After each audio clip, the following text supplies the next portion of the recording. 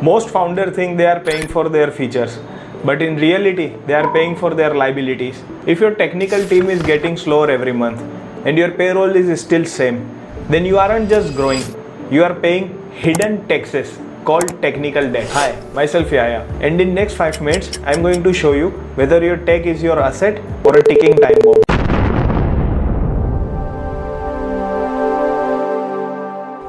Technical debt is not just a bad code, it's a choice to prioritize speed over architecture. It's like taking the high interest loan. It feels great when you spend the money, but eventually the interest payments become so high that you can no longer afford to innovate. In a startup, interest rate is measured using development hours. If a simple feature that should take 2 days to complete, now it's taking 2 weeks to complete, then simply your interest rate is 500%. That is the point where a startup goes bankrupt. Now let's talk about the 3 signs that you are in a technical debt. The first one is butterfly effect. Fix a bug in a login page and suddenly the checkout page got break. Your code is tightly coupled, a classic sign of low quality code. The second sign is the documentation black hole.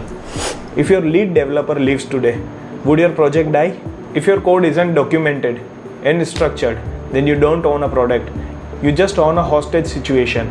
The third and most important sign is performance plateaus. Now what is this? Your app just works fine for the 100 user, but it crawls down for 1000 users. Try to throw more server power at it, but your code is the bottleneck. You are literally burning your cash to cover up the bad engineering. Web Amplifier, we don't believe in quick and dirty. We believe in product engineering. We use a master framework. We called it acknowledge before implement. As your fractional CTO, we don't just start coding your project. We audit the business logic. We create the clean documentation and build the architecture which really scales.